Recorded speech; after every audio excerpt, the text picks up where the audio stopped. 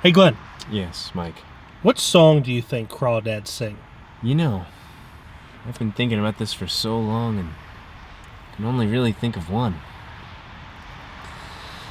I'm all out of love. I'm so lost without you. I knew you were right. Believing for so long. I don't know the words. These possibly are wrong now. But CRAWDADS sing them in North Carolina. They make up the lyrics. I'm all out of love. I'm so lost without you. I knew you were right. Believing for so long. Every creature does what it must to survive.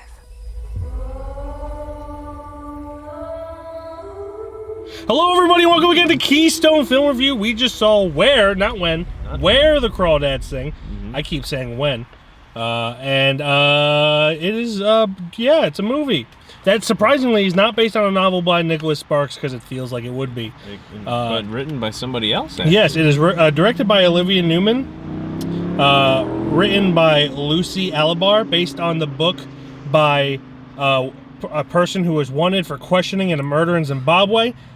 Delia Owens, however the hell you pronounce that. That is not alleged. She is wanted for questioning. I am not making any allegations as to how involved in said murder she is.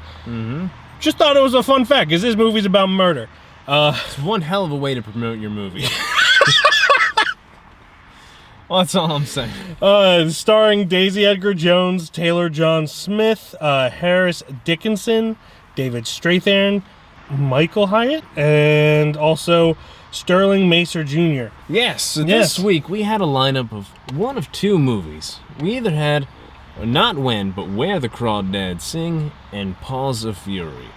The other one had a much more fanatical looking cast as far as Michael Cera, Gabriel Iglesias, Ricky Gervais, so many people.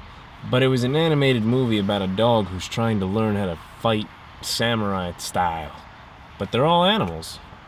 I don't know if I was in the mood, so I said, Mike, we should probably be watching Where the CRAWDADS. Watching a romantic thriller with each other. This is about a girl who lives by herself because she was abandoned by her family. She lives in a marsh. Everyone calls her a marsh girl.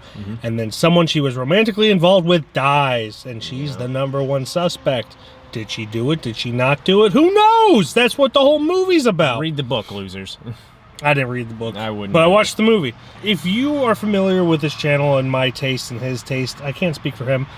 I really don't care about romance in movies. I think it's all fake and stupid and exaggerated, and it's not real. Sometimes it's good. Sometimes. Very rarely it's good, in my opinion. But it's, especially with these kind of romance novel things that they're based on. And while I will say that I would still consider this a romance novel, it is kind of deeper than that in a way. It's a little deeper. It's, I was very surprised with the courtroom drama aspect of it, which I actually enjoyed that part of it. Yeah. The whole courtroom part. I could give a shit of who kissed who and who was jealous and who wasn't jealous. It was all stupid.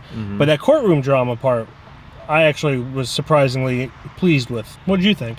Well, it was a movie, that's for sure. It was a movie. It did have characters and actors and set pieces, and God, the sound production, they went off in this movie. Wind chimes and animals. Wind chimes everywhere where there were no wind chimes. Swamp critter noises and all kinds of stuff. It did have a pretty good sound design, even though when there were wind chimes everywhere, that was distracting. But it kind of toned down towards there was more of like the soundtrack than it was. It might be in the soundtrack. I don't know.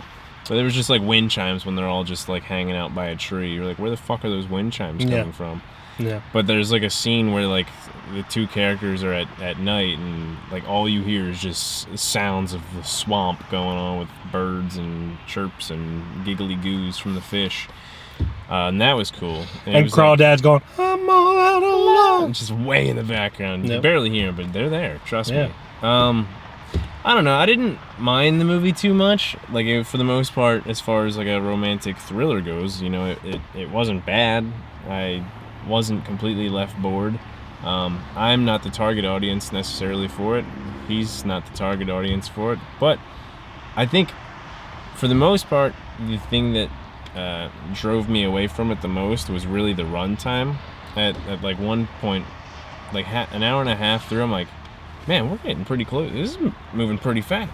God damn, it's 2 hours and 5 minutes long. Ugh. Yeah. But you know, and it's still daytime. Well, like the sun's still kind of up right now. It would have been really up if it was only an hour and a half. But I mean, I didn't hate the movie at all. There's a lot to make fun of it, and a lot to kind of respect for it in a way. Yeah. One of the characters, right off the bat, one of the romantic interests right off the bat, screamed date rape vibes. Yeah. And it was horrible. This is a little PSA. I know a lot of people know this, but I think some men need to hear this, and also some women if you're experiencing this. If a guy, or anyone, not just guys and or men and women, if anyone grabs your arm to keep you from leaving somewhere, that is a form of abuse. That is the biggest red flag you can That is get. the biggest red flag. Get out of there. Gaslighting, sure, that's a red flag. Yes. But as soon as he grabs your little weenus, and trying to stop you from that little flap right there, get the fuck out of there. Which this guy did the very first time they met. Yes, it was the 60s. They were different time. Different times. A lot of men did that. So yeah, but still, it was just hard. Like when he did that, I leaned over to Glenn. I was like, "This guy seems like he is going to get only 6 months for raping someone because he has a bright future." And he looked exactly like that. He looked the part. And tennis wear and all. Yeah, it got much worse than just grabbing the arm. But yeah, I feel like not enough people realize that if you grab someone's arm, that is abuse and assault. Yeah. If you're trying to keep them from leaving. Don't touch people. Don't touch people unless they want to be touched. It's that simple. So the characters were kind of like very archetypical, especially that guy. Where he just screamed bad vibes from the beginning to the point where I saw no reason for her to be with him other than she was lonely, which may have been the whole thing. A lot of people in the world really do end up like that. They just are like, wow, that guy's handsome enough that I would say, fuck it. He was so intrusive, though. Yep. Like, me personally, and I feel like her character would feel this way as well. He was so intrusive that it gets rid of any attractiveness. Where it's just like, oh, he wasn't asking her for things. He was telling her. Your ass isn't in this novel, okay? It's not. It's not. It felt like plot convenience is what it felt like. Yeah. It didn't feel natural for her to fall in love with that guy at any point. And although she didn't have anybody else, she was getting better at getting into town, and like she could have met new people. I don't know, but again, we aren't the authors of the book or the screenplay. Yeah, so we're not wanted for questioning in Zimbabwe. Or that, for sure. The best characters in this movie, for me, were the shop owners. Yes. I believe Mr. and Mrs. Harrison, ? They were just nice, caring people. It just says Jumpin' and Mabel. It doesn't say their last name. I could have sworn it was Harrison. If I'm wrong, I'm sorry. Put me on a stake and burn me. Whatever. But they were definitely the best characters. They cared for our main character the most and helped her grow up, and were just genuinely very kind people in a movie surrounded by some not great people. Overall, it's better than I thought it was going to be. It definitely has some plot convenience things that just make you roll your eyes, and it's just the romantic relationship that comes into question was so forced that it just kind of, I don't want to say it ruined the movie, but it was just like that probably wouldn't have it, not even in the 60s, just because of how this girl is. Like, it was a whole thing. But I think the acting was pretty decent overall. Definitely had some cringy moments, but that's also me just not being comfortable or not liking romance in movies because it's very forced. Yeah, but stereotypical romantic. Yeah, I thought it had pretty great cinematography. Beautiful shots and everything. And David Strathairn's great as always and everything. And yeah, it's a movie. Yeah. That exists for people to go see it. It is. We are not. I would not have seen it if it weren't for this YouTube channel. I personally wanted to see Paws of Fury. That's all me. More than this, so.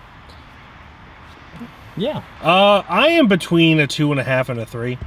Probably leaning 2.5, honestly, just because like it didn't wow me. It was just like pretty decent. There was like a 5 to 10 minute range that was really good, and that was towards the end, but then it went back to its mediocre ways. So I'm probably going to say 2.5 out of 5. We got to stop meeting like this. I was thinking for sure 2.5. Yeah. Definitely didn't really. It wasn't going to reach for a 3 unless they did something crazy.